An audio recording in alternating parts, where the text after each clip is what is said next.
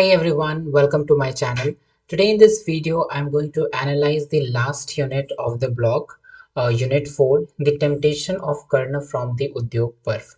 In the previous two unit, I have already analyzed the dicing and the sequel to the dicing. And in this unit, we will be looking at the predicament of Karna. We will also try to understand the character of Karna simultaneously. Then we will look at some conversations that took place between Karna and Krishna first, then Kunti and Karna. Then we will briefly look at what Karna saw in his dream. We will also deal with the class differences that was prominent when the time when Mahabharata was written. Like class differences, which means discrimination based on the classes. Okay, high class, low class, that is. And lastly, we will look at and we will sum up the unit with a series of narratives. We will look into a series of narrative, and we will also try to understand the narrative technique of this particular book. So before I begin analyzing this video, you need to understand the meaning of temptation. आपको पता होना चाहिए कि temptation का मतलब क्या होता है. तो temptation यानी प्रलोभन, यानी कोई भी एक इच्छा कोई भी चीज को करने के लिए, especially something wrong or unwise. So temptation is the desire to do something, especially something wrong or unwise. That is temptation. And the main objective of this unit is to help us unravel the psychological state of Karn and the social environment that he inhabits. यानी कि इस unit का जो main objective है वो है कि हम लोग कर्ण के साइकोलॉजिकल स्टेट यानी मानसिक स्टेट को समझने की कोशिश करेंगे. एंड वो किस सोशल एनवायरनमेंट में रहता था, उस एनवायरनमेंट को समझने की कोशिश करेंगे. So before I begin, let me tell you कि जो महाभारत है वो एक इंडियन ओरल लिटरेचर है. And Mahabharat is divided into 18 books. So there are in total 18 books in Mahabharat. And आज के इस पर्टिकुलर यूनिट में we will talk about book 5 that is Udyog Parva, and chapter 55 को हम लोग डिस्कस करेंगे. यूनिट 1 में मैंने बहुत अच्छे से बताया था महाभारत के स्ट्रक्चर को, and we will also look at Mahabharata as literary text. So अगर आपने वो यूनिट नहीं देखा है, then make sure you watch that first, and then you will be able to understand the further units properly. ना इसमें क्या होता है कि जो इस बुक का जो नैरेटिव टेक्निक है वो थोड़ा सा कॉम्प्लेक्स होता है. यानी कि इस बुक में नैरेटिव के अंदर नैरेटिव है एंड स्टोरी के अंदर स्टोरी है. And the narrative technique of this book is based on repetition. यानी कि इस बुक में जितने भी कैरेक्टर्स है वो पर्टिकुलर इवेंट्स को क्या करते हैं, बार बार नरेट करते हैं. फॉर एग्जाम्पल, जैसे इस बुक में क्या होता है कि कर्ण और कृष्ण के बीच में कॉन्वर्सेशन होती है. एक्चुअली कृष्ण कर्ण के पेरेंटेज, रियल पेरेंटेज को रिवील करते हैं. एंड कर्ण का जो रियल पेरेंटेज है वो है कि वो कुंती और पांडु के पुत्र हैं. बट कुंती का जब विवाह नहीं हुआ था तब कर्ण पैदा हुए थे, इसीलिए कुंती को उसे अबेंडन करना पड़ा था. ठीक है. सो देखा जाए तो Karna is their illegitimate son, and Kunti ने क्या किया था, कर्ण को नदी में बहा दिया था. एंड अधिरथ सुसेन और राधा ने उनको कर्ण को अडॉप्ट किया एंड उसको पाला और पोसा. तो उनके फॉस्टर पेरेंट्स हैं अधिरथ सुसेन एंड राधा, लेकिन उसके जो रियल पेरेंट्स है वो है कुंती एंड पांडु. ठीक है. तो कृष्ण ये सब चीजें रिवील करते हैं, और कृष्ण का जो मेन मोटिव था ये रिवील करने का वो ये था कि टेक्निकली कर्ण किसका भाई है, पांडवास के भाई है, and he is the eldest of the Pandavas. Okay. And उसको पांडवास के साइड में आ जाना चाहिए, दुर्योधन का पक्ष को छोड़ देना चाहिए. That is what Krishna tells Karna. तो कृष्ण और कर्ण के बीच में कॉन्वर्सेशन होती है, आगे हम लोग और फर्दर डिटेल में देखेंगे. एंड जो धृतराष्ट्र है वो बहुत उत्सुक होते हैं, बहुत क्यूरियस होते हैं कि कर्ण और कृष्ण के बीच में क्या कॉन्वर्सेशन चल रही है. तो धृतराष्ट्र संजय से पूछते हैं कि उनके बीच में क्या कॉन्वर्सेशन चलती है. फिर संजय क्या करते हैं, उन दोनों के कॉन्वर्सेशन को नरेट करते हैं. किसको, धृतराष्ट्र को. यहाँ पे एक चीज आपको नोट करना होगा कि जो संजय है, ठीक है, उसको गिफ्ट ऑफ साइट है, यानी दिव्य दृष्टि का वरदान है। यानी कि वो जहाँ पे मौजूद नहीं है वहाँ पे क्या क्या हो रही है वो उसे देख के बता सकते हैं। इसीलिए जब हम लोगों ने यूनिट वन को एनालाइज किया था तो हम लोगों ने देखा था कि संजय भी क्या है, one of the important narrator's, यानी कि उद्योग पर्व से लेके अब पूरे जो बैटल सीन है उसको कौन नरेट करता है, संजय ही नरेट करता है। And he narrates everything to Dhritarashtra. So Sanjay भी क्या है, एक तरह के नैरेटर है। उसके बाद फिर कृष्ण भी नैरेट्स करते हैं दी स्टोरी, कोर्ट में क्या क्या हुआ, ठीक है, कोर्ट में किसने क्या कहा, दुर्योधन का क्या पक्ष था। तो everything he narrates to the Pandavas. तो इस बुक में क्या होता है कि जो नैरेटिव बहुत कॉम्प्लेक्स है, नैरेटिव के अंदर नैरेटिव है, स्टोरी के अंदर स्टोरी है। All right. सो अगर आपसे पूछा जाए कि what is the narrative technique in this book, then you will say कि the narrative technique is based on repetition, and in this narrative there is narrative within narrative and there is story within the story.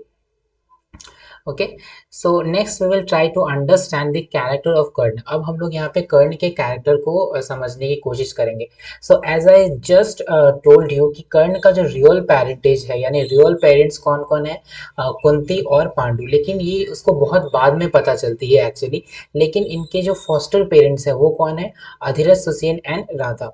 And Adhiratha, Sushen और राधा ये कौन से class को belong करते हैं, ये सूत class को बिलोंग करते हैं, which means they are low borns.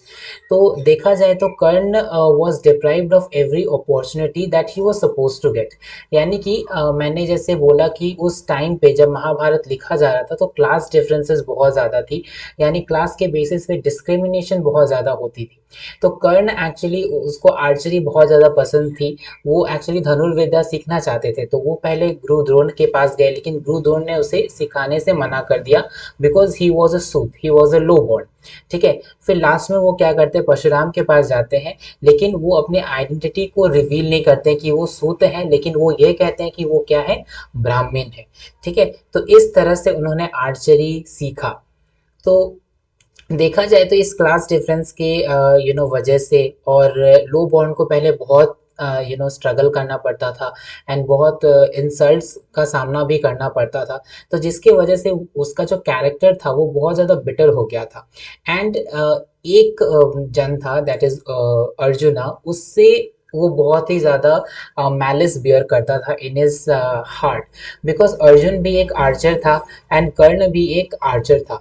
तो कर्ण हमेशा अर्जुन के साथ ड्वेल करना चाहता था, ताकि अगर कर्ण अर्जुन को हरा देता है तो ये साबित हो जाएगा कि class actually does not matter, anyone can learn archery and anyone can have potential to defeat anyone. तो ये कर्ण ये प्रूव करना चाहता था। ठीक है, तो this was the character of Karna. तो शुरू से ही कर्ण को क्या चाहिए था, शुरू से ही कर्ण को रिकग्निशन चाहिए था, सम्मान चाहिए था। ठीक है, एंड ये सब बातें कृष्ण बहुत अच्छे से जानते थे। उसके बाद फिर कृष्ण ये सब चीज़ें यूज भी करते हैं in order to emotionally manipulate Krishna. Now we will look at the predicament of Karna temptation, यानी कि अब कर्ण की स्थिति को हम लोग समझने की कोशिश करेंगे। जब कृष्ण आते हैं कर्ण से बात करने के लिए, ठीक है, तो कृष्ण क्या बोलते हैं, कृष्ण पहले रिवील करते हैं कर्ण के रियल पेरेंटेज को। एंड वो बताते हैं कि he is a Kshatriya born, यानी कि उसका क्लास क्या है, क्षत्रिय क्लास है। लेकिन फॉर सम सर्कमस्टांसेस वो क्या हुआ कि कुंती कर्ण को एबेंडन कर देती है, and Karna was further adopted by Adhirath, Susen and Radha. And इसीलिए कर्ण को सब प्यार से राधे ही भी बोलते हैं, because he was the son of Radha. Okay, so ये सब रिवील करते हैं कृष्ण। एंड रिवील करने के बाद वो ये बोलते हैं कि टेक्निकली देखा जाए तो तुम किसके भाई हो, तुम पांडवास के भाई हो, तुम सबसे एल्डेस्ट हो, यानी सबसे बड़े हो। एंड उस समय पे प्राइमोजेनिचर होता था, विच मीन्स कि जो राजगद्दी है वो बड़े बेटों को जाती थी। ठीक है, suppose you are the king, so आपका जो सबसे बड़ा बेटा होगा वो क्या बनेगा, आपको उत्तराधिकारी, यानी कि वो राजा बनेगा। ठीक है, तो कृष्ण बोलते हैं कि तुम पांडवास के भाई हो एंड सबसे बड़े भाई तुम ही हो। तो अल्टीमेटली राजा कौन बनेगा, तुम ही बनोगे, अगर तुम पांडवास के साइड में आ जाते हो, और अगर तुम दुर्योधन के साइड को छोड़ देते हो। ठीक है, तो कृष्ण तरह तरह की लालच देते हैं कर्ण को। एंड यहाँ पे उसके बाद फिर थोड़ी देर बाद हम लोग कर्ण की स्थिति और कर्ण के रिस्पॉन्स को हम लोग जानेंगे। उसके बाद कृष्ण ये भी कहते हैं कि अगर तुम पांडवास के साइड में आ जाते हो तो जितने भी पांडवास है यानी 5 पांडवास तुम्हारे पैर पकड़ेंगे। यहाँ पे ये बोलते हुए कोटेशन भी लिखा है कि the 5 Pandavas shall clasp your feet as your brothers, so shall the 5 sons of Draupadi and the unvanquished son of Subhadra. Unvanquished son of Subhadra कौन है? अभिमन्यु। यानी कि अगर तुम मान जाते हो, अगर तुम पांडवास के साइड में आ जाते हो तो टेक्निकली तुम सबसे बड़े भाई हो, एंड पांचों पांडव तुम्हारे क्या करेंगे? पैर पड़ेंगे, बिकॉज तुम बड़े भाई हो, ठीक है। एंड जो पांडवास के 5 बच्चे हैं वो भी तुम्हारे पैर पड़ेंगे, ठीक है। एंड सुभद्रा के जो पुत्र है यानी अभिमन्यु वो भी तुम्हारे पैर पड़ेंगे, यानी कि तुमको सभी क्या करेंगे? सम्मान देंगे। उसके बाद तुम्हारे पास धन होगी, संपत्ति होगी। और उसके बाद कृष्ण ये भी कहते हैं कि Arjun shall drive the chariot drawn by his white horses. उसके बाद कृष्ण ये कहते हैं कि अर्जुन तुम्हारा रथ को चलाएगा, यानी अर्जुन तुम्हारे रथ का सारथी बनेगा। तो ये तरह तरह का टेम्पटेशन देते हैं, किसको? कर्ण को देते हैं, ताकि वो ये दुर्योधन का साइड छोड़ दें और पांडवास के साइड में आ जाए। Basically, Krishna is trying to tempt Karna. Now we will look at the Karna response to Krishna, यानी कि कृष्ण ने इतनी सारी जो बातें की, इतनी सारी जो टेम्पटेशंस रखी उसके सामने, इतनी सारी जो कंडीशंस रखी, अब कर्ण का क्या रिस्पॉन्स था कृष्ण के बातों को लेके। तो कर्ण यहाँ पे कर्ण का जो कैरेक्टर है वो बहुत ही उत्तम कैरेक्टर है, बहुत कुछ सीखने को भी मिलता है कर्ण के कैरेक्टर से। एक्चुअली कर्ण डिक्लाइन कर देते हैं कृष्ण के इस प्रस्ताव को, बिकॉज उनका मानना है कि कुंती जो है वो मेरी रियल मदर है, लेकिन वो क्या की, मेरे जन्म के बाद ही वो मेरा त्याग कर दी, ठीक है। शी अबेंडन्ड मी। लेकिन जो राधा है, ठीक है, यानी कि उनकी जो फॉस्टर मदर है, उन्होंने उसका अडॉप्ट किया, पाला पोसा, ठीक है। तो वो उसके प्रति इतना इनजस्टिस कैसे कर सकते हैं? ऐसे लास्ट मोमेंट में वो छोड़ के कैसे जा सकते हैं? तो इनका ये रिस्पॉन्स था। उसके बाद वो ये भी कहते हैं कि जो दुर्योधन है वो मेरा क्या है? वो मेरा मित्र है, यानी कि वो मेरा फ्रेंड है। यानी कि जब टाइम आया था तब दुर्योधन ने कर्ण का साथ दिया था। Actually I earlier told you कि कर्ण अर्जुन के साथ ड्वेल करना चाहते थे। एंड ड्वेल करने का मेन मोटिव क्या था कि अगर कर्ण अर्जुन को हरा देते हैं तो जो क्लास के बेसिस पे जो डिस्क्रिमिनेशन था वो कहीं ना कहीं तक वो क्या होता? कम हो जाता। एंड क्योंकि कर्ण एक क्षत्रिय नहीं थे, कर्ण एक रूलर नहीं थे, ठीक है, कर्ण के पास कोई भी किंगडम नहीं थी, इसीलिए वो अर्जुन के साथ ड्वेल नहीं कर सकते थे। इसीलिए दुर्योधन ने क्या किया? दुर्योधन ने कर्ण को अपना फ्रेंड बनाया एंड दुर्योधन ने एक अपना किंगडम कर्ण को गिफ्ट किया, विच वॉज अंग। अंग किंगडम कर्ण को गिफ्ट किया and Karna became the king of Anga, ठीक है। तो इस तरह से कर्ण दुर्योधन ने कर्ण के ऊपर उपकार किया एंड इसी वजह से कर्ण और अर्जुन के बीच में ड्वेल भी हुआ था, ठीक है। एंड वो कहते भी हैं कि for 13 years I have enjoyed unrivalled travel royal power in Dhritarashtra's lineage by relying on Duryodhana. यानी कि इतने समय से मैं रॉयल पावर का भोग कर रहा हूँ बिकॉज ऑफ दुर्योधन। सो इसका ये कहना है कि मैं अपने फॉस्टर पेरेंट्स को भी धोखा नहीं दे सकता, क्योंकि उनके प्रति मेरे बहुत सारी रिस्पॉन्सिबिलिटीज़ है which I need to fulfil. And मैं अपने फ्रेंड को भी धोखा नहीं दे सकता। उसे कर्ण को एक्चुअली पता है कि उसका जो फ्रेंड है दुर्योधन वो अधर्म के साइड में है, लेकिन कर्ण के लिए धर्म का डेफिनेशन क्या है? कि वो अपने फ्रेंड के साथ लॉयल रहे और अपने फ्रेंड का त्याग कभी भी ना करे। This is the definition of धर्म बाय कर्ण, ठीक है। तो कर्ण का यही डेफिनेशन है धर्म के बारे में। ओके, सो इसीलिए वो दुर्योधन का पक्ष नहीं छोड़ना चाहते हैं। तो ऐसे करके ही रिस्पॉन्ड्स टू कृष्ण। उसके बाद हमें कर्ण के ड्रीम के बारे में पता चलता है। एक्चुअली कर्ण को एक सपना आया हुआ रहता है एंड उस सपने में वो कुछ-कुछ देखते हैं एंड उस सपने का पूरा विजुअल डिस्क्रिप्शंस किसे देते हैं कृष्ण को देते हैं एंड उस सपने का मतलब क्या निकलता है कि पांडवास जीत चुके हैं, कौरवास हार गए हैं एंड पांडवास के वजह से जो किंगडम में शांति आ चुकी है एंड पांडवास ने एक नए युग का अ, आरंभ किया है।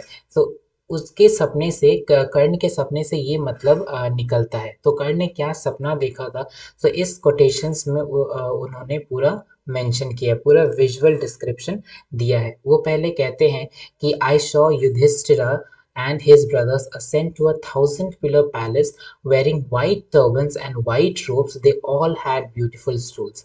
यानी कि वो देखते हैं कि जो पांचों पांडव है वो लोग वाइट कपड़े पहने हैं एंड वाइट टर्बन्स भी सर पे बांधे हैं and they are proceeding to a very massive and beautiful palace. यहाँ पे जो वाइट कलर है ये शांति को दिखाता है। तो इस सपने का मतलब क्या हुआ कि पांडवास और कौरवास के बीच में युद्ध हो चुका है एंड कौरवास हार चुके हैं एंड पांडवास जीत चुके हैं एंड पांडवास के जीतने के वजह से ही किंगडम में क्या आया है, शांति आ चुकी है।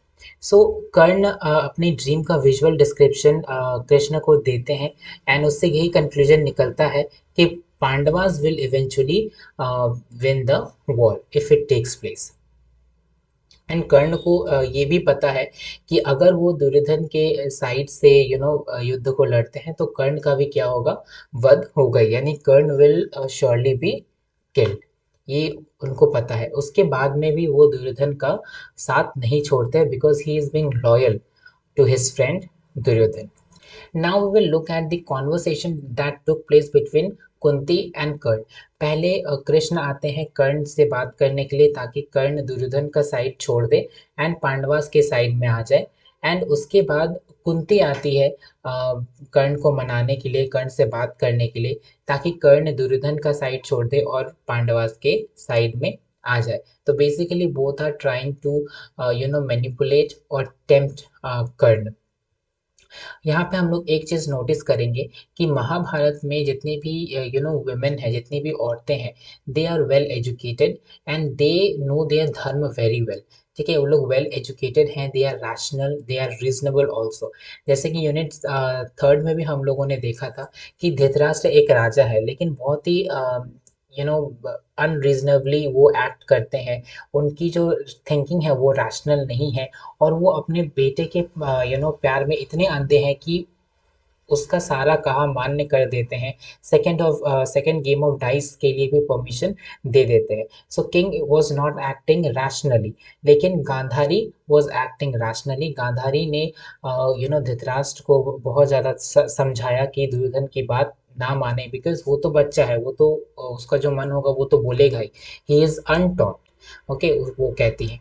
यहाँ पे भी कुंती बहुत ज़्यादा इंटेलिजिबल प्रेजेंट की गई है एंड यहाँ पे कुंती क्या करती है, कर्ण को सही और गलत के बारे में क्या करती है, बताती है, डिफरेंस बताती है, धर्म और अधर्म के बारे में बताती है एंड कर्ण के लिए क्या सही है, इस मोमेंट में कर्ण को क्या करना चाहिए उसके बारे में भी कुंती बताती है। Basically Kunti is trying to show the right direction to Karna and उन लोग दोनों के बीच में कॉन्वर्सेशन चलता है। उसके बाद में फिर कुंती अपने जब उनकी शादी नहीं हुई थी उसके बारे में बताती है। एक्चुअली कुंती ऋषि दुर्वासा की सेवा कर रही थी and Rishi Durvasa became very happy from her from her सेवा। ओके, सो ऋषि दुर्वासा ने क्या किया, एक मंत्र वरदान में दिया एंड उस मंत्र का अगर कुंती जाप करती है और किसी भी भगवान को बुलाती है तो क्या होगा कि वो भगवान उसके सामने आएंगे एंड उसको एक पुत्र देके चले जाएंगे। अब कुंती ने विवाह के पहले ही वो मंत्र को पढ़ा एंड सूर्य भगवान का आह्वान किया एंड सूर्य भगवान आ गए एंड कर्ण को कुंती को दिया। अब कुंती उस समय में बैचलर थी, उसकी शादी नहीं हुई थी, तो उसे लगा कि अगर हम सबको बोलते हैं कि शादी से पहले ही मेरा बच्चा हुआ है, ठीक है, तो वो उसके लिए भी एक डिस्ग्रेस होगा ठीक है, उसके लिए बहुत बड़ा इंसल्ट होगा, ह्यूमिलेशन का सामना करना होगा एंड उसकी फैमिली के लिए भी बहुत बड़ा डिसग्रेस होगा। इसीलिए कुंती क्या करती है, वो अपने बच्चे को यानी कर्ण को क्या करती है, बहा देती है। तो ये स्टोरी वो कर्ण को बताती है and basically she is trying to convince Karna, ताकि वो पांडवास के साइड में आ जाए। Now, in the next section, we will try to understand the class differences, the Suta and the Kshatriya. As I told you in the unit first, जब हम लोग unit 1 को analyze कर रहे थे, तब हम लोगों ने society को देखा था। जब महाभारत लिखा गया था, तो the society was divided into 4 prominent classes. ठीक है, the first one is Brahmins, the second one is Kshatriyas, then Shudras, then Vaishyas. ठीक है, तो ये 4 क्लासेस में सोसाइटी डिवाइड हुई थी उस टाइम पे। एंड जो ऊपर के जो 2 कास्ट थे यानी कि ब्राह्मण्स एंड क्षत्रिय, ये लोग हाई बॉन्ड थे एंड शूद्रस एंड वैश्य ये दोनों लो बॉन्ड थे। ठीक है, तो जो कर्ण था वो भी क्या था, वो सूत था। एक्चुअली रियल पेरेंटेज तो उसका क्षत्रिय था, लेकिन उसके जो फॉस्टर पेरेंट्स थे यानी कि Adhiratha, husband and Radha, they belong to the Suta caste. सो देखा जाए तो कर्ण भी क्या हुए, एक सूत ही हुए। And because he was Suta, he was denied from every opportunity, बहुत सारी अपॉर्चुनिटीज से वो वंचित रहे।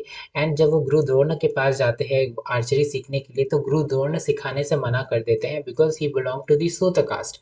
तो लास्टली वो क्या करते हैं, अपने आइडेंटिटी को कंसील करते हैं, आइडेंटिटी को रिवील नहीं करते हैं एंड वो झूठ बोलते हैं परशुराम से कि वो कौन है, वो ब्राह्मण है। And this is how he learned archery. ठीक है, उनको झूठ बोलना पड़ा आर्चरी सीखने के लिए। So from the very beginning he had to be the subject of class discrimination and इसी वजह से उसका जो कैरेक्टर था कहीं ना कहीं बहुत बिटर हो गया था। एंड और एक क्लास डिफरेंस देखने को मिलता है एकलव्य का। एकलव्य का स्टोरी हमें पता ही है। So Ekalavya was also a low born and he wanted to learn archery, लेकिन गुरु द्रोण तो सिर्फ हाई बॉन्ड को ही सिखाते थे, तो एकलव्य को सिखाने से मना कर दी। एंड जब एकलव्य ने उनको सिर्फ देख के ही सीखा, तो लास्ट में क्या करते हैं, गुरु द्रोण ने क्या मांगा उनसे, अंगूठा मांग लिया। So these are the class differences we often get to hear. And उस समय पे ये क्लास डिफरेंसेस बहुत ही ज़्यादा क्या थी, डोमिनेंट थी। Okay, now we will briefly look at the strategy in war. So वही सब बातें फिर से यहाँ पे रिपीट होंगी कि वॉर में क्या स्ट्रैटेजी होगा। ठीक है, तो जैसे कि आप देख रहे हैं कि कृष्ण आते हैं पहले कर्ण से बात करने के लिए। क्यों? क्योंकि ये कृष्ण का एक स्ट्रैटेजी ही था। अगर कर्ण पांडवास के साइड में आ जाते हैं तो कहीं ना कहीं ये वॉर जो है वो एवर्ट हो सकता है, यानी कि टल सकता है। क्यों?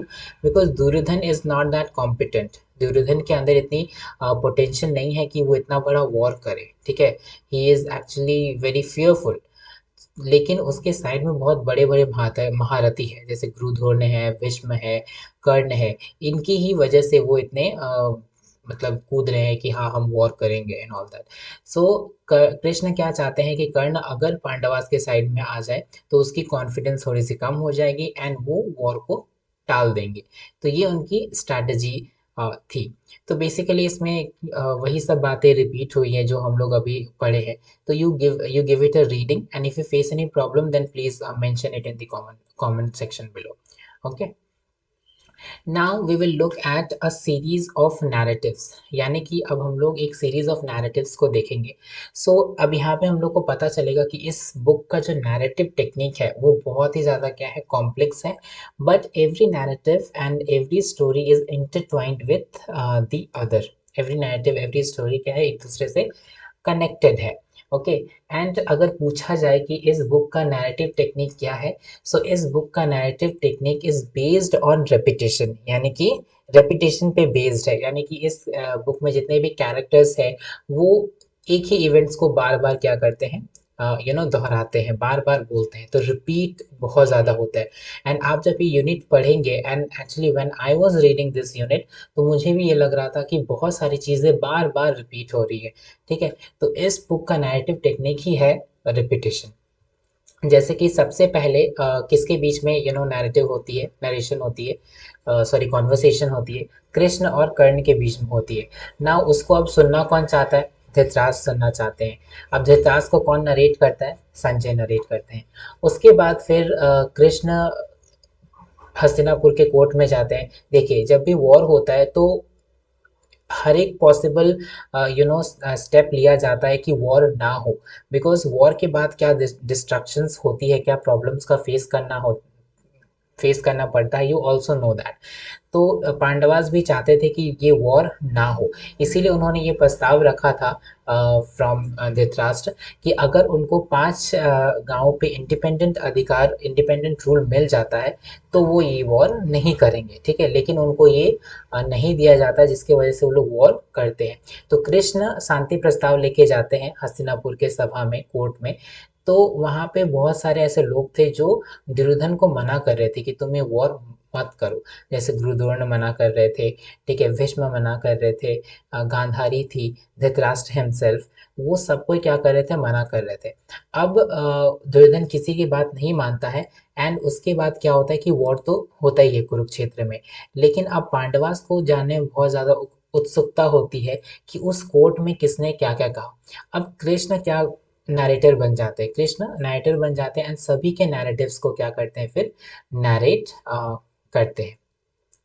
अब यहाँ पे हम लोग देखेंगे कि the narratives of Bhishma and Drona. अब भीष्म एंड द्रोण के नैरेटिव को हम लोग देखेंगे। अब भीष्म क्या होता है कि अपना एक नैरेटिव देते हैं। वो भीष्म शुरू करते हैं इस बात से कि कुरु का वंश कब से शुरू हुआ, एंड कैसे उन्होंने प्रॉमिस लिया कि वो कभी भी शादी नहीं करेंगे एंड राजा नहीं बनेंगे, लेकिन he remained loyal to his promise. And कितने मुश्किलों से उन्होंने इस राजगद्दी को प्रिजर्व करके रखा है ना, हस्तिनापुर में शांति बनाई रखी है। सो बेसिकली इस नैरेटिव का मोटिव यही है कि इस नैरेटिव की वजह से दुर्योधन को भी एक क्या मिले? सीख मिले, और वो इस युद्ध को टाल सके, ओके, एंड युद्ध ना करे। एंड द्रोण भी अपनी नैरेटिव देते हैं। तो यहाँ पे भीष्म और द्रोण दोनों ही कुछ कुछ स्टोरीज सुनाते हैं, ताकि वो जो स्टोरीज है वो दुर्योधन को इन्फ्लुएंस करे और दुर्योधन वॉर ना करे। Now in this section we will look at the narratives of Vidura, Gandhari and Dhritarashtra. अब यहाँ पे जो धृतराष्ट्र है वो ये नैरेटिव सुनाते हैं कि कैसे कुरु किंगडम का शुरुआत हुआ है, ठीक है। वो पूरी कहानी किसको बताते हैं? दुर्योधन को बताते हैं। एंड उस मुश्किलों क्या क्या मुश्किलें उनको फेस करनी पड़ी थी वो सब भी बताते हैं। एंड इन सभी चीज को बताने का क्या मतलब मकसद था? ताकि दुर्योधन ये युद्ध को क्या करे? ना करे, टाल टाल दे, बिकॉज ये युद्ध बहुत बड़ा डिस्ट्रक्शन लेके आएगा, ठीक है। फिर विदुर भी कुछ कुछ कहते हैं, देन गांधारी भी कुछ कुछ कहती हैं। So it's better for you to have a read on your own and you will get to no.